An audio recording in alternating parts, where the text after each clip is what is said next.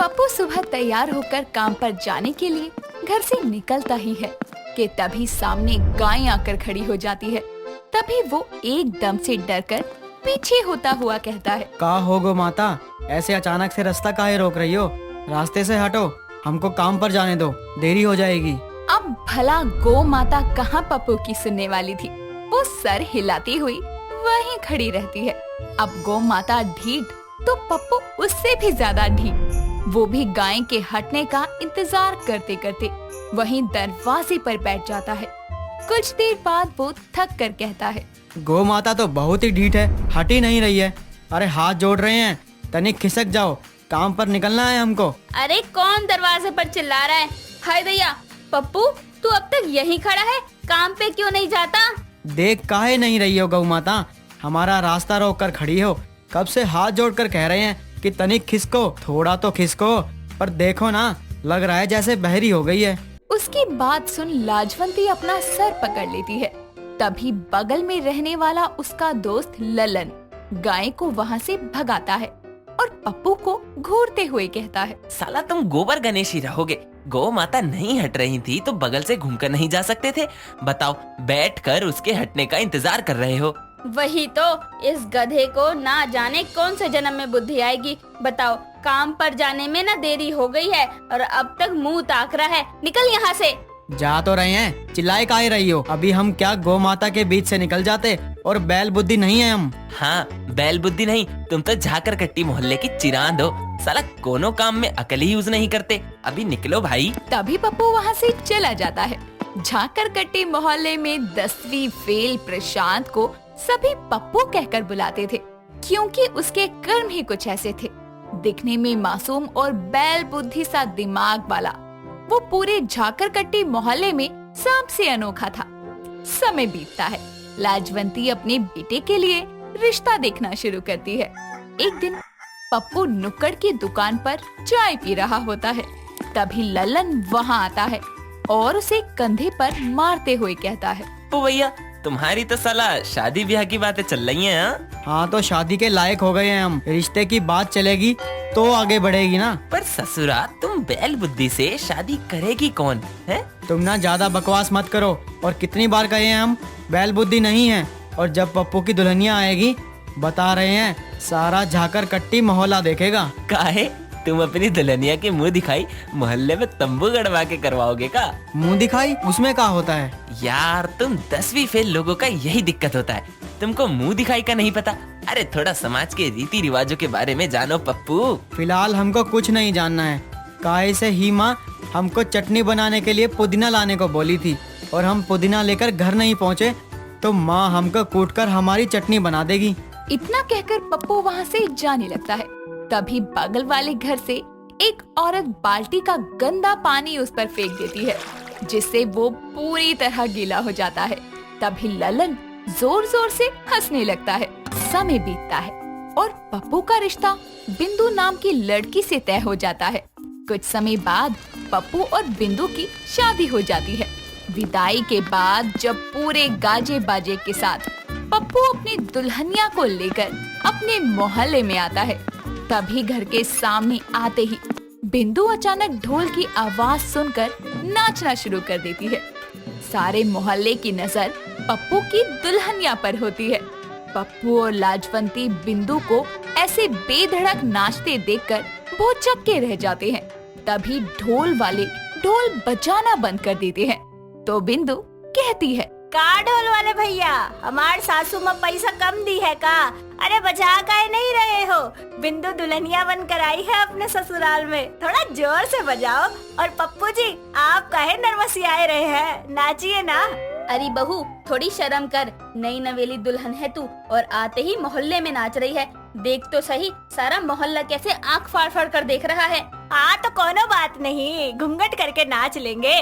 सासू माँ देखो, हम तो नाचेंगे। साला अनजान लोग हमारे शादी में आकर मटक मटक कर निकल लिए, अब हम भी तो सेलिब्रेट करेंगे ना। ढोल वाले ढोल पीटो। हाँ हाँ बजाओ, हमारी दुल्हनिया कह रही है तो बजाओ। ढोल के शुरू होते ही पप्पू और उसकी दुल्हनिया नाचना शुरू कर देते हैं और सारा मोहल्ला उनके नाचने से मनोरंजित होता है। तो वहीं लाजवंती उन दोनों को बस घूर कर देखे जा रही थी। जी भरकर नाचने के बाद बिंदु का गृह प्रवेश होता है। इस तरह पप्पू की दुल्हनिया के आते ही उसकी चर्चा पूरे झाकरकट्टी मोहल्ले में हो जाती है। कुछ दिन बीतने के बाद बिंदु अपनी सास से कहती है, सासू माँ, हम क्या कह रहे थे कि हमका हफ्ता भर तो हो गया अपने ससुराल आए, हमारी मुंह दिखाई नहीं हुई अभी तक। ओहो, वैसे जरूरत है भी उस रस्म की। शादी वाले दिन ही तो तूने अपना थोबड़ा दिखाकर प्रदर्शन कर दिया। अब यही चेहरा दोबारा देखने के लिए कोई रस्म में आएगा भी? हाय दैया, इतना काहे भड़कती हो सासू माँ? अरे बुलाने से तो भगवान आ जाए, पड़ोसी का चीज है। अरे क्यों बहस कर रही है बहू? मेरा सिर दर्द ना करवा और चाय लेकर आ। पहले हमार मुंह दिखाई की रस्म करवाइए। कितनी ढीठ है तू बहू, बुला ले पड़ोसनों को और कर ले रस्म। इतना कहकर लाजवंती अपने कमरे में चली जाती है। अब बिंदु अपनी सास की ये बात गांठ बांधकर लंबा सा घूंघट किए सभी को अपनी मुंह दिखाई के लिए खुद न्योता देकर आती है। तभी घूंघट में होने के कारण उसकी टक्कर सामने से आ रहे ललन से हो जाती है और वो गुस्से में कहती है, अरे वो ससुर का नाती, आंखें का घर पर छोड़कर आए हो, तनिक देख तो लो। आई हो दादा, मतलब 5 मीटर का घूंघट तुम की हो और देखकर हम चलें। 1 मिनट, हो कौन तुम? क्या करोगे जानकर? रास्ता नापो अपना। घूंघट में होकर भी कितना बेधड़क बोल रही हो। हमारे मोहल्ले की तो नहीं लगती। तुम्हारे जैसा चीपड़ा भी हमें इस मोहल्ले का नहीं लगता। हटो, कह रहे हैं सामने से हटो हमारे। बिंदु की बेधड़क बोली सुनकर वो सामने से हट जाता है।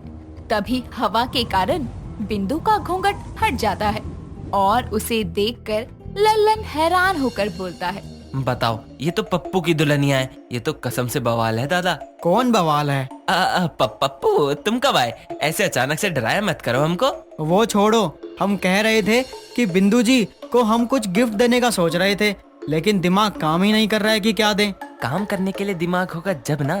कोई बढ़िया सा महकदार फूल दे दो। अच्छा, गेंदे का दे दें का? हाँ हाँ, क्यों नहीं। साथ में धूप अगरबत्ती भी लेकर जाना। पूजा करके फिर फूल अर्पण करना।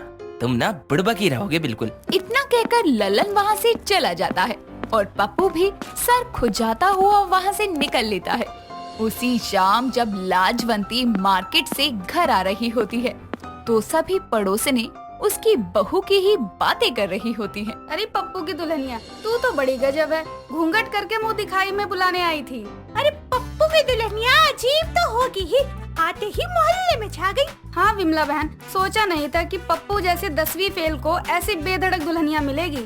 कसम से पप्पू की दुल्हनिया के चर्चे तो कॉलोनी के घर घर में हो रहे हैं। लाजवंती सारी बातें सुन ही रही होती है कि तभी वहाँ बिंदु आती है और अपनी सास को आवाज लगाकर कहती है, अरे सासू माँ, वहाँ मूर्ति बनकर काहे खड़ी हो? पप्पू जी बुला रहे हैं, भीतर आओ। जब हरकतें ही चर्चे वाली हैं, तो चर्चे तो होंगे ही ना। कैसे चिल्ला चिल्ला कर आवाज दे रही है नालायक। जा जा लाजवंती, तेरी पप्पू की दुल्हनिया बुला रही है तुझे। मानना पड़ेगा, राम मिलाई जोड़ी। पूरे मोहल्ले में पप्पू और पप्पू की दुल्हनिया के ही चर्चे हो रहे हैं। तभी लाजवंती मुंह बनाती हुई वहाँ से चली जाती है। माधवपुर गांव के रास्ते पंकज अपनी गर्लफ्रेंड अनीता के साथ गुजर रहा होता है। तभी थककर दोनों एक तालाब के पास वाले पेड़ के नीचे बैठ जाते हैं।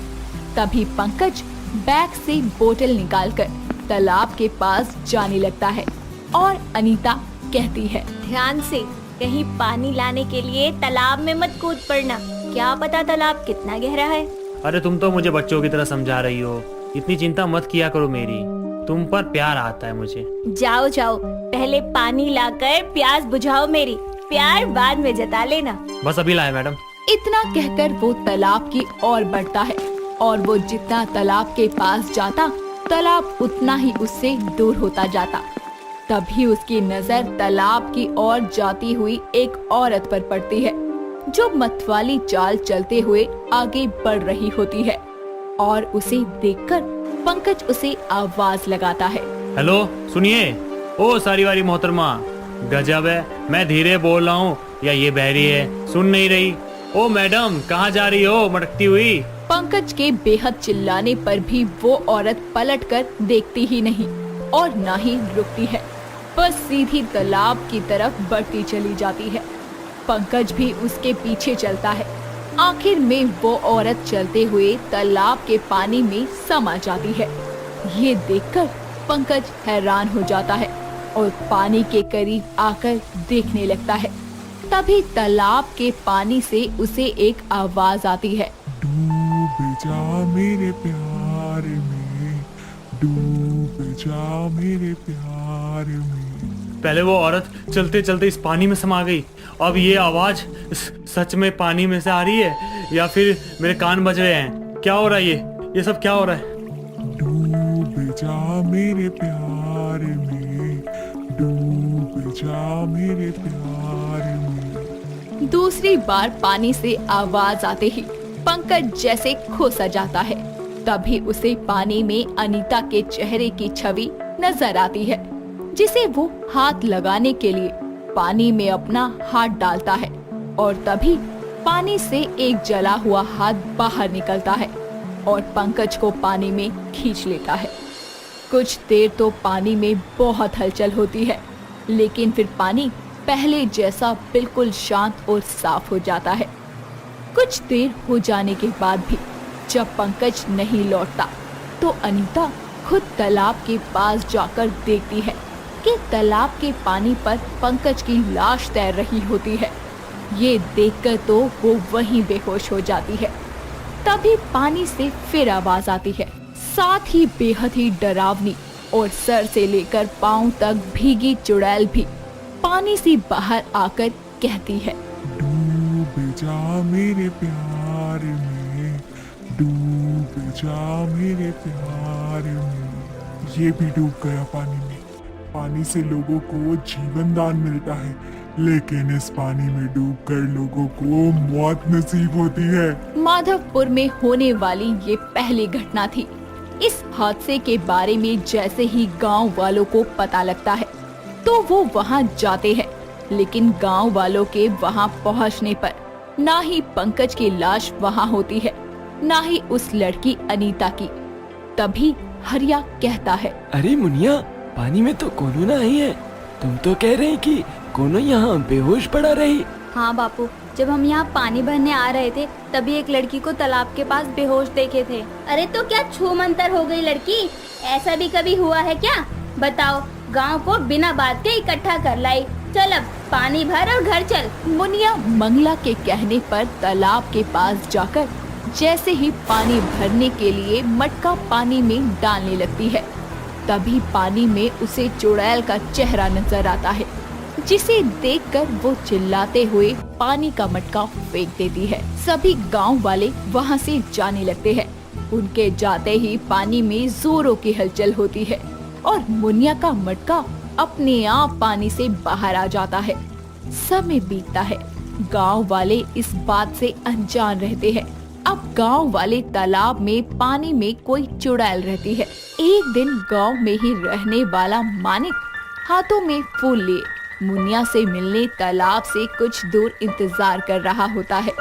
जैसे ही वो मुनिया को देखता है तो फूलों को अपने पीछे छुपा लेता है और उसे ऐसे करते हुए मुनिया देख लेती है और कहती है, अरे अरे, क्या छुपा रहे हो हमसे? बताओ जरा। कुछ नहीं, वो हम तुम्हारे लिए अपने बगीचे के फूल लाए थे, जो हम तुमको देंगे तो तुम खुश हो जाओगी और क्या? और हमको आई लव यू कहोगी। तुम भी ना मानिक। अरे हमको मतलब समझ नहीं आता कि तुमको हमारे मुंह से आई लव यू सुनने में क्या आनंद आता है। अच्छा लगता है बस, और कुछ नहीं। अच्छा, हम तुम्हारे लिए फूल लाए, तुम हमारे लिए क्या लाई? हाय दैया, जो लाने वाले थे वो तो घर पर ही रह गया। तुम थोड़ी देर इंतजार करो, हम अभी गए और अभी आए। अरे पर सुनो तो। मुनिया मानिक की बात नहीं सुनती और घर की तरफ चली जाती है।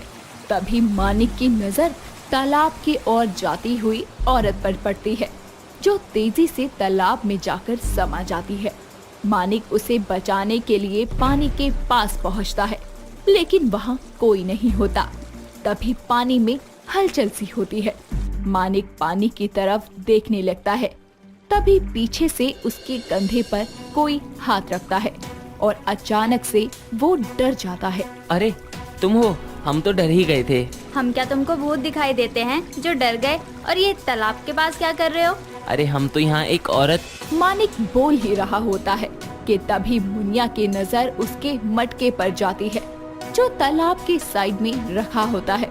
उसे देखकर वो कहती है, ये मटका यहाँ कैसे?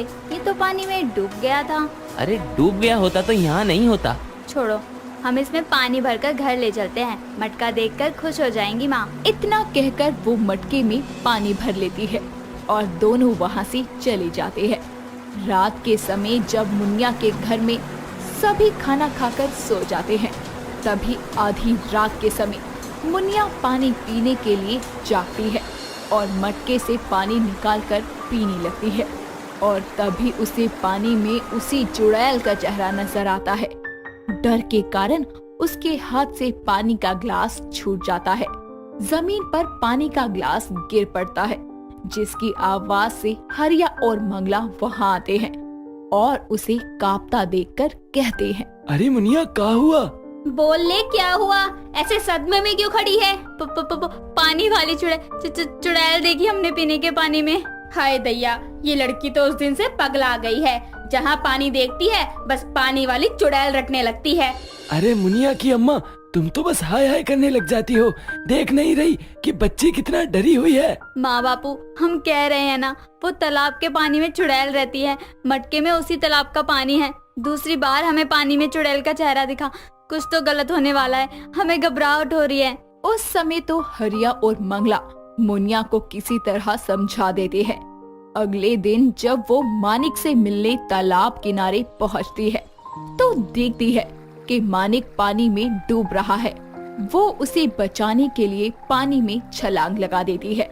तभी उसे पानी वाली चुड़ैल दिखाई पड़ती है और वो दोनों को तालाब से बाहर ले आती है। इस लड़के के लिए तुमने पानी में छलांग क्यों लगाई? क्योंकि हम इससे प्यार करते हैं, चाहते हैं इसे। लेकिन तुम इसे क्यों मारना चाहती हो? इसने क्या बिगाड़ा है तुम्हारा? ये लड़के कभी किसी से प्यार नहीं कर सकते रे। बस मीठी मीठी बातें करके मुझे भी इस पानी में डुबाकर मार दिया था मेरे प्रेमी ने। तब से मैं चुड़ैल बनकर यहीं भटक रही हूँ। तुम्हारे प्रेमी ने तुमको धोखा दिया, तुमको पानी में डुबाकर मार डाला। इसका मतलब ये नहीं कि सारे लड़के तुम्हारे प्रेमी जैसे ही होंगे। तुम पानी वाली चुड़ैल बनकर बेकसूर लोगों की जान नहीं ले सकती। तालाब छोड़कर चली जाओ। तुम्हारे चुड़ैल बनने में यहाँ किसी इंसान का हाथ नहीं। तभी मानिक को होश आता है और वो चुड़ैल को देखकर मुनिया को अपनी बाहों में भरकर कहता है, तुम ठीक तो हो ना? तुमको कुछ हुआ तो नहीं ना? देखो तुम जो भी हो, हम तुमसे नहीं डरते। पीछे हट जाओ। हमारी मुनिया को कुछ किया तो हम चुप नहीं बैठेंगे। घबराओ मत। अब ना मैं तुम्हें मारूंगी और ना ही मुनिया को नुकसान पहुंचाऊंगी। बस यहाँ से मेरे जाते ही इस तालाब का पानी सूख जाएगा और फिर कभी इस तालाब में पानी नहीं आएगा। पर इतना कहकर चुड़ैल वहाँ से गायब हो जाती है और उसके जाते ही तालाब का पानी भी सूख जाता है।